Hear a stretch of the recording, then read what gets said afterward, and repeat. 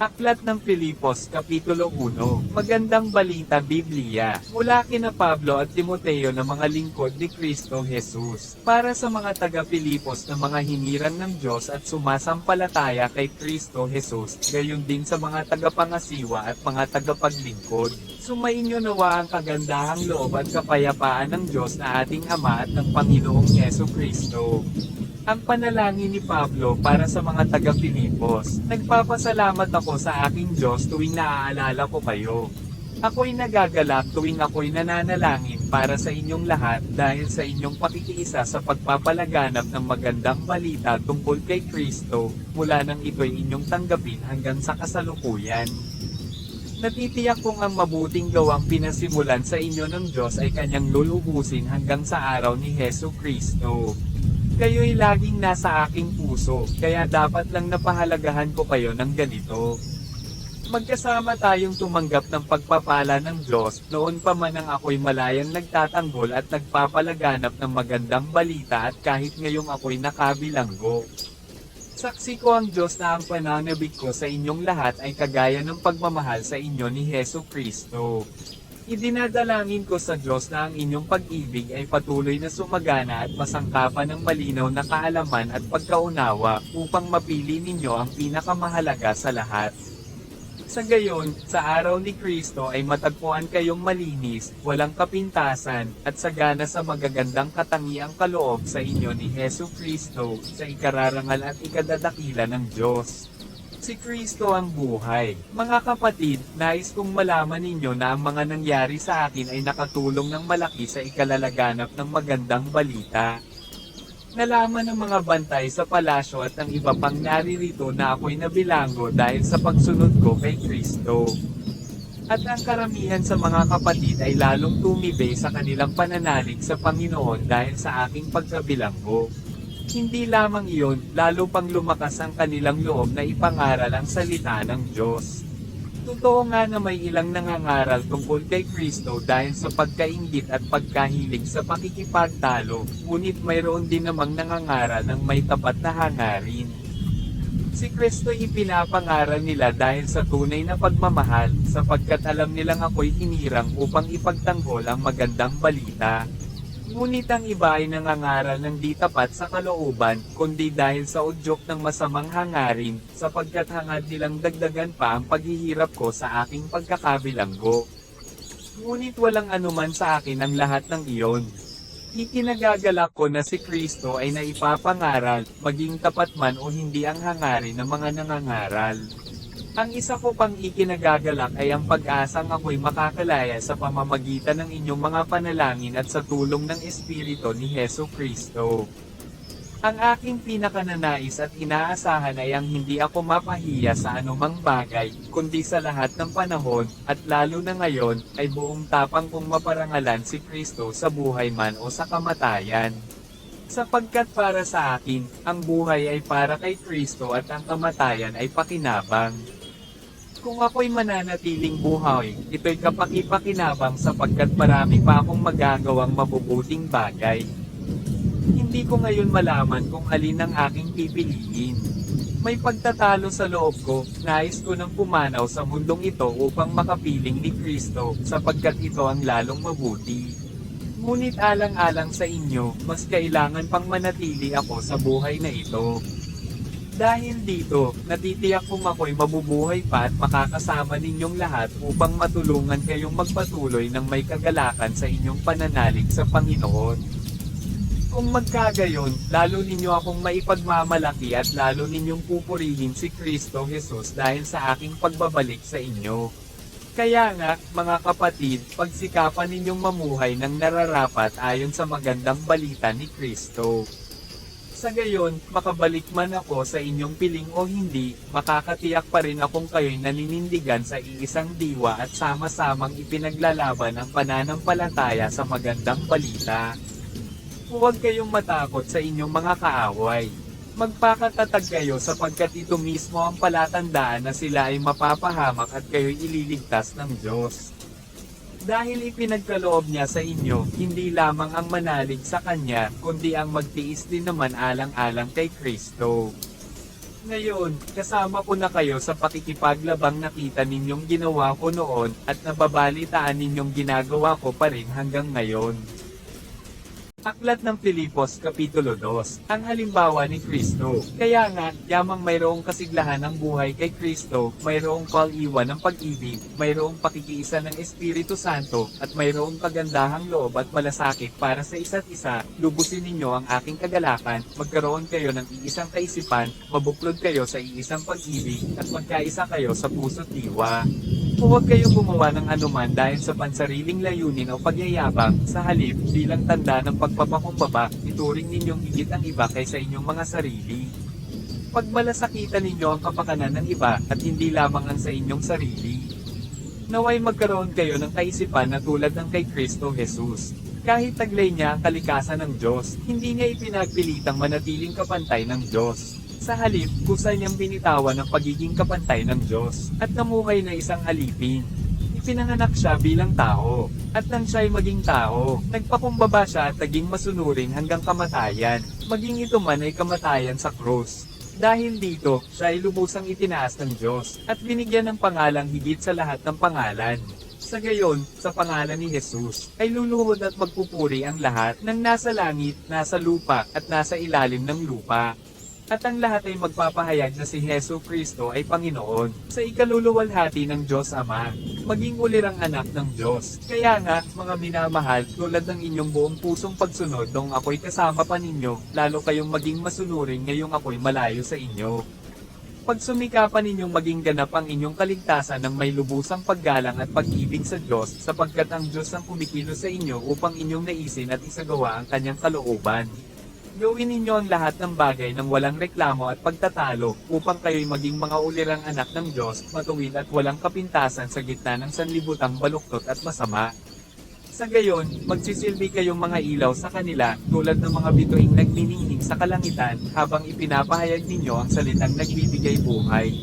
Sa gayon, sa araw ni Kristo ay may pagmamalaki kong hindi nawala ng kabuluhan ng mga hirap at pagod ko sa inyo. Kung ang buhay ko may ibuhos bilang handog para sa inyong paglilingkod at pananampalataya sa Diyos, ako'y natutuwa at ang puso ko'y nakikigalak sa inyo. Kaya magalak din kayo at pahaginan ninyo ako ng inyong kagalakan. Sina Timoteo at Epaphroditus, umaasa ako sa Panginoong Yesus na mapapapunta ko agad riyan si Timoteo upang mapanatag ang aking loob kapag aking malaman mula sa kanya ang inyong kalagayan. Wala nang hihigit sa kanya sa pakikiisa sa aking damdamin at pagmamalasakit para sa inyong kapakanan. Ang inaatupag lamang ng iba ay ang sarili nilang kapakanan at hindi ang kay Hesu Kristo. Kayo na rin ang nakakaalam sa katapatan ni Timoteo. Kasama ko siya sa pangangaral ng magandang balita. Tinulungan niya ako tulad ng pagtulong ng isang anak sa kanyang ama. Kaya, binabalak kong papuntahin siya riyan pagkatapos kong matiyak ang magiging kalagayan ko rito. Subalit ako'y umaasa, sa tulong ng Panginoon, na ako rin ay makakapunta riyan sa lalong madaling panahon. Aklat ng Filipos Kapitulo 3, ang tunay na pagiging matuwid. Sa wakas, mga kapatid, magalak kayo sa Panginoon. Hindi kaabalahan para sa akin na ulitin ang naisulat ko na, dahil ito naman ay para sa inyong kapakanan. Mag-ingat kayo sa mga taong asal-aso, sa mga taong mahilig sa paggawa ng masama. Sila'y mga taong naghihiwa ng maselang bahagi ng kanilang katawan.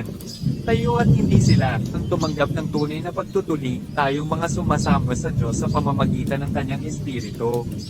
Ang ipinagmamalaki natin ay ang ating buhay kay Kristo Jesus at hindi tayo umaasa sa mga pisikal na bagay. Ang totoo, ako'y may sapat na dahilan upang panghawakan ang mga pisikal na bagay. Kung iniisip ninyo man na siya'y may katwirang umasa sa ganitong mga bagay, lalo na ako. Ako'y tinuli sa ika-8 araw mula nang ako'y isilang. Ako'y isang tunay na Israelita, buhat sa angka ni Benjamin at totoong Hebreo. Kung pagsunod naman sa kautusan ng pag-uusapan, ako'y isang pariso. Kung sa pagiging masugid ko sa kautusan, inusig ko ang iglesia. Kung sa pagiging matuwid naman ayon sa kautusan, walang maisusumbat sa akin. Ngunit dahil kay Kristo, ang mga bagay na pinapahalagahan ko noon ay itinuring kong walang kabuluhan ngayon. Oo, itinuturing kong walang kabuluhan ang lahat ng bagay bilang kapalit ng lalong mahalaga, ang pagkakilala kay Kristo Jesus na aking Panginoon. Ang lahat ng bagay ay ipinalagay kong walang kabuluhan at itinuring kong basura, makamtan ko lamang si Kristo at lubos na makipag-isa sa Kanya. Ang aking pagiging matuwid ay hindi sa pamamagitan ng pagsunod sa kautusan, kundi sa pananalig kay Kristo. Ang pagiging matuwid ko ngayon buhat sa Diyos sa pamamagitan ng pananampalataya. Ang tanging hangarin ko ngayon ay lubusang makilala si Kristo, maranasan ang kapangyarihan ng kanyang muling pagkabuhay, makibahagi sa kanyang mga paghihirap, at maging katulad niya sa kanyang kamatayan, umaasang ako man ay muling bubuhayin mula sa kamatayan. Magpatuloy tungo sa hangganan, hindi sa nakamtan ko na ang mga bagay na ito. Hindi rin sa ako'y ganap na, ngunit sinisikap kong makamtan ang gantimpala sapagkat ito ang dahilan kung bakit ako'y tinawag ni Kristo Jesus. Mga kapatid, hindi ko ipinapalagay na nakamit ko na ito. Ngunit isang bagay ang ginagawa ko, habang nililimot ko ang nakaraan at sinisikap na marating ang layuning nais kong makamtan, nagpupunyagi ako patungo sa hangganan upang makamtan ang gantimpala ng pagkatawag sa akin ng Diyos sa pamamagitan ni Kristo Jesus, ang buhay na nasa langit. Ganyan ang dapat maging kaisipan nating mga matatag na sa pananampalataya. Kung hindi ganito ang inyong pag-iisip, ipapaunawa yan sa inyo ng Diyos. Ang mahalaga ay panghawakan natin ang ating nakamtan na. Mga kapatid, magkaisa kayong tumulad sa halimbawang ipinakita ko sa inyo. Pag-ukulan din ninyo ng pansin ang lahat ng sumusunod sa aming halimbawa. Sapagkat tulad ng madalas kong sinasabi sa inyo noon at ngayoy luhang inuulit ko, marami ang namumuhay bilang mga kaaway ng krus ni Kristo. Kapahamakan ang kahihinatnan nila sapagkat ang dinidiyos nila ay ang hilig ng kanilang katawan. Ikinararangal nila ang mga bagay na dapat sana nilang ikahiya at wala silang iniisip kundi ang mga bagay na may kinalaman sa mundong ito. Subalit sa kabilang dako, tayo ay mga mamamayan ng langit. Mula ro'y hinihintay nating may pananabik ang Panginoong Heso Kristo, ang ating tagapagligtas. Sa pamamagitan ng kapangyarihang ginamit niya sa pagpapasuko sa lahat ng bagay, ang ating katawang may kahinaan ay babaguhin niya upang maging katulad ng kanyang katawang maluwalhati. Aklat ng Pilipos Kapitulo 4, Ilang mga tagubilin. Kaya nga, mga kapatid kong minamahal at pinananabikan, aking kagalakan at karangalan, sa ganitong paraan ay magpakatatag kayo sa inyong pamumuhay na nakaugnay sa Panginoon. Nakikiusap ako kina Euodia at Sintik na sila'y magkasundo na bilang magkapatid sa Panginoon. Ipinapakiusap ko rin naman sa iyo, tapat kong katuwang, tulungan mo ang dalawang babaeng ito. Sila man ay kasama kong nagpagal sa pagpapalaganap ng magandang balita kasama si Clemente at ang iba pang kamanggagawa ko. Ang mga pangalan nila ay nakasulat sa aklat ng buhay. Magalak kayong lagi sa Panginoon. Inuulit ko, magalak kayo. Ipadama ninyo sa lahat ang inyong kabutihang loob. Malapit nang dumating ang Panginoon. Huwag kayong mabalisa tungkol sa anumang bagay. Sa halip, hingin ninyo sa Diyos ang lahat ng inyong kailangan sa pamamagitan ng panalangin may pasasalamat. At ang kapayapaan ng Diyos na hindi kayang maunawaan ng tao ang siyang mag-iingat sa inyong puso at pag-iisip dahil sa inyong pakikipag-isa kay Kristo Jesus. Bilang pagtatapos, mga kapatid, lagi ninyong isaisip ang mga bagay na karapat-dapat at kapuri-puri, mga bagay na totoo, marangal, matuwid, malinis, kaibig-ibig, at kagalang-galang. Isagawa ninyo ang lahat ng inyong natutunan, tinanggap, narinig at nakita sa akin. Sa gayon, sa inyo ang Diyos na nagbibigay ng kapayapaan. Salamat sa inyong tulong. Labis akong nagagalak sa Panginoon sapagkat pagkaraan ng mahabang panahon, minsan pang ipinamalas ninyo ang inyong pagmamalasakit sa akin. Alam kong hindi ninyo ako nalilimutan, wala nga lamang kayong pagkakataong ipamalas ito. Hindi ko sinasabi ito dahil sa kayo'y pinaghahanapan ko ng tulong. Natutunan ko ng masiyahan, maging anuman ang aking kalagayan. Alam ko kung paano maghikahos, alam ko rin kung paano managanya, natutunan ko na ang sikreto kung paano masiyahan sa anumang kalagayan sa buhay, ang mabusog o ang mabuto, ang managanya o ang maghirap. Ang lahat ng ito'y magagawa ko dahil sa lakas na kaloob sa akin ni Kristo. Gayunman, ikinagagalak ko ang inyong pagdamay sa aking mga paghihirap. Alam naman ninyo, mga taga-Pilipos, na kayo lamang ang idol siyang tumulong sa aking mga pangangailangan nang umalis ako sa Macedonia noong ako'y nagsisimula pa lamang sa pangangaral ng magandang balita. Noong ako'y nasa Thessalonica na, makailang ulit ding pinadalhan ninyo ako ng tulong. Hindi sa hangad kong laging tumanggap ng mga kaloob, kundi ang nais ko ay makatanggap kayo ng masaganang gantimpala. Ang liham na ito ang pagkilala sa lahat ng mga kaloob ninyo sa akin. Higit pa sa pangangailangan ko ang tulong ninyo sa akin na hatid ni Epaphroditus. Ang mga ito ay tulad ng mabangong handog sa Diyos, mga alay na katanggap-tanggap at kalugod-lugod sa Kanya. At buhat sa hindi mauubos na kayamanan ng Diyos, ibibigay niya ang lahat ng inyong kailangan sa pamamagitan ni Kristo Jesus. Purihin ang ating Diyos at Ama magpakailanman. Amen. Pangwakas na pagbati, paratingin ninyo sa lahat ng mga hinirang ng Diyos kay Kristo Jesus ang aking pagbati. Binabati kayo ng mga kapatid na kasama ko rito. Binabati rin kayo ng lahat ng mga hinirang ng Diyos, lalo na ng mga naririto sa palasyo ng Emperador. Naway taglayin ng inyong espiritu ang kagandahang loob ng Panginoong Heso Kristo.